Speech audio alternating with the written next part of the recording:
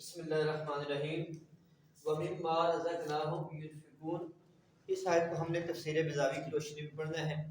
آپ کو اگر لانگ کویسچن آئے گا تو یوں کویسچن آئے گا کہ تفسیر بیضاوی کی روشنی میں وَمِمَّا رَزَقْنَاهُمْ يُنْفِقُونَ کی تفسیر کریں۔ اگر لانگ کویسچن آئے گا تو یوں لانگ کویسچن آئے گا، اور اگر آپ کو شارٹ کویسچن آئے گا تو یہ پہلا شارٹ کویسچن یہ ہوگا کہ مما کی لغوی تحقیق کریں، مما کی لغوی تحقیق کریں۔ تو بیٹا اس کی لغوی تحقیق کیا ہے؟ من اور ما، یہ دو حرف جب ملتے ہیں تو من اور ما کے ملنے سے مما بنتا ہے۔ مما کیسے بنتا ہے؟ من اور ما کے، من اور ما کے ملنے سے یہ مما بنتا ہے، اور من حرف جار ہے اور ما موصولہ بھی ہو سکتا ہے اور موصوفہ بھی ہو سکتا ہے۔ یہ ما اس میں موصول بھی ہو سکتا ہے اور بطور موصوف بھی آ سکتا ہے۔ اگر اس کو موصولہ بنائیں تو کہیں گے کہ یا ہو، یہ ضمیر محذوف اس کی صلہ ہے۔ اگر اس ما کو موصولہ بنائیں تو کہیں گے کہ یا ہو ضمیر محذوف اس کی صفت ہے۔ اگر موصولہ بنائیں موصول اپنے صلے سے مل کر من جار کا مجرور، جار مجرور مل کے قائم مقام مفعول بھی۔ اگر اس کو مصوفہ بنائیں گے کہ یہ ما مصوفہ، یا ہو ضمیر اس کی ضمیر محذوف، مصوفہ اپنی صفت سے مل کر قائم من جار کا مجرور، جار اپنے مجرور سے مل کر قائم مقام مفعول بھی۔ اگر یہ مفعول بھی ہے تو اس کا فعل کیا ہوگا؟ اس کا فعل یہ ہے رزقناہم، رزقناہم، یہ رزقنا، یہ راضا کا فعل، نا ضمیر اس کا فاعل، اور ہم ضمیر مفعول بھی اول، اور یہ مما یہ مفعول بھی ثانی یا جار مجرور مقدم آ جائے گا۔ یہ جار مجرور مقدم بھی اس کو کہہ سکتے ہیں، لیکن ہے تو جار مجرور ہی، لیکن جار مجرور قائم مقام مفعول بھی کے ہے۔ تو معنی یہ ہوگا جو ہم نے ان کو رزق دیا اس میں سے وہ خرچ کرتے ہیں، جو ہم نے ان کو رزق دیا اس میں سے وہ خرچ کرتے ہیں۔ یہ سمجھ آ گئی بیٹا؟ جی آگے نہیں ہے بیٹا، مما من اور ما کا مجموعہ ہے۔ مما کیا ہے؟ من اور من کیا ہے؟ حرف ما اس میں موصول، یا ہو صلہ، موصول اپنے صلے سے مل کر من جار کا جار مجرور مل کر متعلق ہوا راضا کا فعل کے، متعلق کس کے ہوا؟ راضا کا فعل کے۔ یہ ویسے تو جار مجرور متعلق کس کے ہو گیا نا، ہے تو جار مجرور لیکن قائم مقام ہے مفعول بھی کے۔ اب سمجھ آئی نہیں آئی؟ یہ جار مجرور مما، یہ جار مجرور کی ہے، مما جار مجرور کو متعلق ہو جائے گا راضا کا فعل ہے۔ اب اگلا سوال ہے رزقناہم، رزق کس کو کہتے ہیں؟ دوسرا شارٹ کویسچن، پہلا شارٹ کویسچن یہ آئے گا کہ مما اس کی تحقیق کریں۔ تحقیق کے اندر آگے بیٹا یہ مین اور ما کا مجموع ہو کے یہ راضا کا متعلق ہو جائے گا اور قائم کام ہوگا مفعول بھی کے۔ اس کے بعد آگے رزق، رزق کا لغوی اور اصطلاحی معنی بیان کریں۔ سوال کیا ہوگا؟ رزق کا لغوی اور اصطلاحی۔ تو رزق کا لغوی معنی ہے نصیب، حصہ اور بخشش۔ اصطلاحی معنی ہوتا ہے کسی چیز کو حیوان کے ساتھ خاص کرنا۔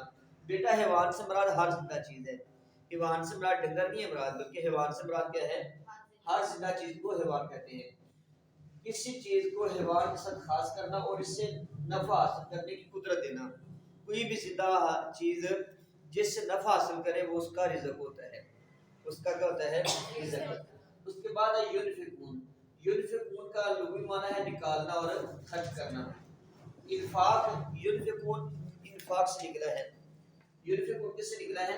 انفاق سے، اور انفاق نکلا ہے نون فاقہ سے، نفق سے۔ تو یہاں پہ یہ بتا رہے ہیں یہ نون کیا ہے بیٹا؟ فا کلمہ، اور فا کیا ہے؟ اور کاف کیا ہے؟ لام کلمہ۔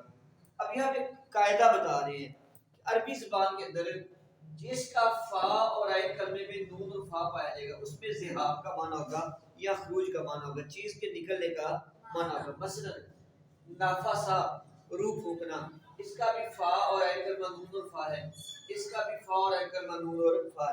نافرا فرار ہونا، نفرت کرنا، اپنے سے کوئی چیز نکالنا، اور نفسا پھونکنا، پھونک مارنا۔ تو جس میں بھی نون اور فا اور عین کلمے نون اور فا ہوگا اس میں نکالنے کا معنی پایا جاتا ہے۔ تو نفق اس کا معنی بھی ہے اپنے پاس سے پیسے باہر نکالنا، اپنے پاس سے کچھ نہ کچھ خرچ کرنا. تو اپنے پاس سے کسی چیز کو نکال کر خرچ کرنا، اس کو کیا کہتے ہیں؟ انفاق. یہ بیٹا 3 شارٹ کوسچن ہو گئے. پہلا شارٹ کوسچن مما رزقناہم کی ترکیب کرے یا اس کی لغوی تحقیق کرے، صرفی تحقیق کرے، رزق کا لغوی اصطلاحی معنی بیان کرے اور نفع کا معنی کیا ہوتا ہے، انفاق کا معنی کیا ہوتا ہے. یہاں تک سمجھ آ گئی ہے. اب بیٹا اگلا ایک سوال ہے اور یہ بڑا مشہور سوال ہے اور یہ سوال آپ کو علم الکلام میں آئے گا اور یہ شرح قاعدہ نصفیہ میں بھی سوال آتا ہے کہ کیا جو رزق ہے ہم رزق کو یہ کہہ سکتے کہ رزق حلال اور رزق حرام. اس میں معتزلہ کہتے ہیں کہ رزق صرف حلال ہوتا ہے، حرام چیز رزق نہیں ہوتی. پھر سنیں معتزلہ کیا کہتے ہیں کہ رزق صرف حلال چیز کو رزق کہہ سکتے ہیں لیکن حرام کو رزق نہیں کہہ سکتے. اب ان کی دلیلیں میں نے یہ بالکل شارٹ لکھی ہیں. اب معتزلہ کہتے ہیں کہ جو چیز حرام ہے وہ رزق نہیں ہے، رزق صرف حلال ہوگا. اس کی پہلی دلیل یہ دیتے ہیں، کہتے ہیں کہ ہم نے رزق کا معنی کیا ہے کہ نفع حاصل کرنا. رزق کا معنی کیا ہوتا ہے؟ کہ نفع حاصل کرنا. تو جو چیز حرام ہوتی ہے اس سے نفع حاصل کرنا بھی حرام ہے، جو چیز حرام ہے اس سے نفع حاصل کرنا بھی حرام ہے. تو کہتے ہیں کہ جب نفع حاصل کرنا حرام ہے تو نفع کی قدرت دینا بھی حرام ہے. تو یہ اگر ہم کہیں کہ یہ چیز حرام ہے اس سے نفع حاصل، یہ چیز اگر ہم رزق کو حرام کہیں تو رزق حاصل کرنا بھی حرام ہوگا. تو جو بھی حرام چیز اللہ نے حرام چیز منع کی ہوئی ہے، اللہ تعالیٰ نے حرام چیز کیا کی ہے؟ منع کی ہے. کہاں رہی ہے ڈاکٹر انہوں نے بتاؤ نہیں. پھر سنیں جو شرعاً حرام چیز ہے اس سے نفع کی قدرت دینا بھی حرام ہے. ایئرپلین کا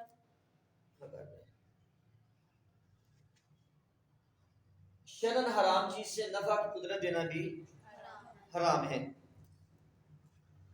پھر سنیں اس حوالے سے امام غزالی کہتے ہیں، ذرا اپنی کتاب نکالیں، اپنی کتاب میں صفحہ نمبر 45 نکالیں، 44 نکالیں. وہ کہتے ہیں رزق کے عرفی معنی میں کسی جاندار کو نفع حاصل کرنے کی قدرت دینا بیان کیا ہے، اور جو چیز شرعاً حرام ہے اس سے نفع حاصل کرنے کی قدرت دینا بھی حرام اور کبیح ہے. اور اللہ تعالیٰ کبیح اور حرام فعل نہیں کرتا کیونکہ ان کے نزدیک اللہ تعالیٰ پر واجب ہے کہ وہ بندوں کے لیے ایسا عمل مشروع کرے جو ان کے لیے اصلح ہو، یعنی زیادہ اچھا ہو، اس لیے ان کے نزدیک حرام رزق نہیں ہوگا.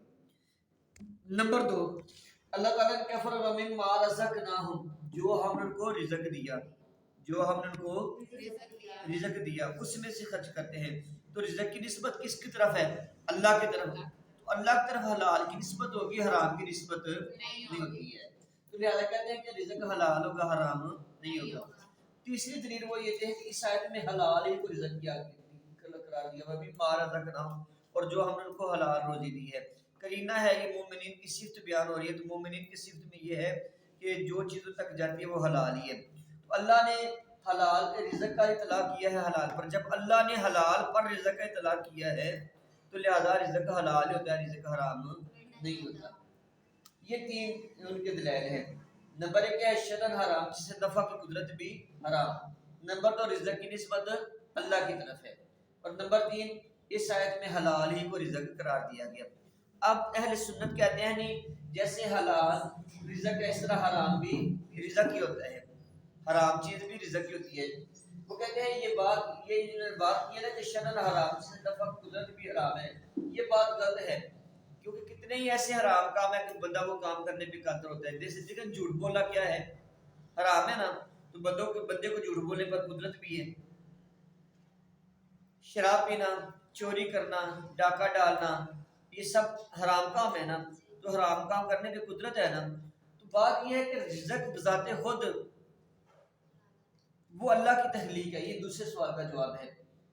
اللہ تعالیٰ ہر چیز پیدا کرتا ہے. اب اس کا جو حلال یا حرام ہونا ہے نا، اس کے استعمال کے لحاظ سے ہے یا بندوں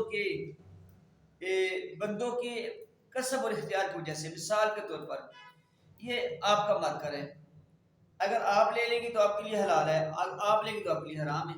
چیز ایک ہے. تو یہ چیز حرام نہیں ہے، حرام ہے آپ کا فعل، آپ اس کو کس طریقے سے لے رہی ہیں. رزق اللہ تعالیٰ نے ہی پیدا کیا ہے، اگر آپ اچھے طریقے سے لے لیں گی تو وہ حلال ہوگا، اگر اچھے طریقے سے نہیں لیں گی تو وہ حرام ہوگا۔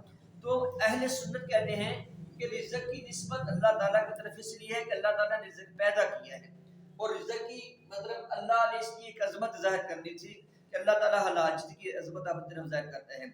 بات در حقیقت یہ ہے کہ جیسے دوسرے کام اللہ نے پیدا کیے ہیں، رزق بھی اللہ تعالیٰ نے پیدا کی ہے، رزق بھی اللہ نے بنایا ہے۔ جب رزق اللہ نے بنایا ہے تو بنانے میں کوئی حرام نہیں ہوتا، حرام تب ہوتا ہے کہ جب اس کو غلط طریقے سے کریں۔ دیکھیں نا، اپنی بیوی کے پاس جانا حلال ہے، کسی اور عورت کے پاس جانا حرام ہے۔ اب کام تو ایک ہی ہے لیکن ایک طرف حلال ہے ایک طرف حرام ہے۔ ایسے بیٹا شراب پڑی ہوئی، دوسرا سرکہ ہے، تو سرکے کو اگر ہم شراب کے حد میں پیے تو وہ حرام ہے، جب سرکہ بانے تو حلال ہوتا ہے۔ تو چیز ایک ہے لیکن ہم نے دیکھنا کہ ہم اس کو کس طریقے سے استعمال کر رہے ہیں۔ تو اس کے بعد تیسرا انہوں نے اعتراض کیا تھا کہ مذکورہ بالا آیت میں حلال ہی کو رزق کہا گیا ہے۔ اس کا جواب یہ ہے کہ جب مطلق رزق کا ذکر کیا جائے گا تو تب اس سے رزق حلال بھی مراد ہوگا، حرام بھی مراد ہوگا۔ تو یہاں اس کو اس لیے حلال ذکر کیا ہے کیونکہ اس میں مومنوں کی مدح بیان ہو رہی ہے، قرینہ پایا جا رہا ہے کہ جو مومنوں کو ملتا ہے وہ رزق حلال ہی ملتا ہے۔ پھر اس کے بعد امام بیضاوی نے حدیث پاک سے دلیل دی کہ نبی صلی اللہ علیہ وسلم نے رزق حرام کو حرام رزق قرار دیا۔ مثلا وہ کہتے ہیں کہ عمر بن قرہ، اس کو صفوان بن امیہ نے روایت کی اس حدیث کو، کہتے ہیں کہ عمر بن قرہ جو ہے نا یہ صحابی تھے، ہاتھ میں دف لے کر سرکار کی بارگاہ میں حاضر ہوئے کہ یا اللہ یا رسول اللہ، مجھ پر بدبختی غالب آ گئی اور میرا رزق میرے اس دف میں مقرر فرما لیا ہے۔ مطلب اس کو صرف دف بجانی آتی تھی، لیکن اس نے کہا جی کہ میں چاہتا ہوں کہ میں اس دف کو بجا کر گانے گاؤں اور گانے گا کر میں روزی حاصل کروں۔ آپ کے ذہن میں یہ خیال ہے کہ پھر دف تو حرام ہوگی؟ بیٹا دف حرام نہیں ہے، گانے حرام ہیں، یہ ذہن میں رکھیں۔ جب دف بجا کر گانے گائیں گے تو تب دف بھی حرام ہوگی کیونکہ ہم اس کو گانے کے لیے بجا رہے ہیں، اور جب دف کو نعت کے لیے بجائیں گے تب حلال ہوتی ہے۔ تو عمر بن قرہ نے کہا کہ میں یا رسول اللہ چاہتا ہوں کہ میں یہ دف کو بجا کر گانے گاؤں اور لوگ اپنا رزق حاصل کروں۔ حضور نے ڈانٹتے ہوئے کہا کذاب کذبت اے عدو اللہ، اللہ کا دشمن تو جھوٹ بولتا ہے، اللہ تعالیٰ نے تجھے طیب رزق عطا فرمایا ہے، تو نے خود اپنے لیے رزق حرام کو منتخب کیا، اگر تو نے اس طرح رزق کمانے کی کوشش کی تو میں تمہیں زبردست سزا دوں گا۔ اس حدیث پاک میں حرام کو رزق قرار دیا گیا ہے۔ عقلی دلیل کیا ہے؟ عقلی دلیل یہ ہے کہ ایک بندے نے ساری زندگی حرام کھایا، پوری زندگی ایک بھی لقمہ حلال کا نہیں کھایا، اب اس نے جو کھایا وہ رزق ہے، کیونکہ اللہ تعالیٰ فرماتا ہے کہ وَمَا مِن دَابَّةٍ إِلَّا عَلَى اللَّهِ رِزْقُهَا، زمین میں جو بھی جانور ہے اس کا رزق کس کے ذمہ ہے؟ اللہ کے۔ اب وہ جو ساری زندگی کھاتا رہے وہ رزق ہی تو کھاتا رہے، تو کیا کھایا؟ حرام رزق کھایا، تو گویا جو حرام ہے وہ بھی رزق ہوتا ہے۔ یہ امام بیضاوی نے اس کی دلیلیں دی ہیں۔ بند کر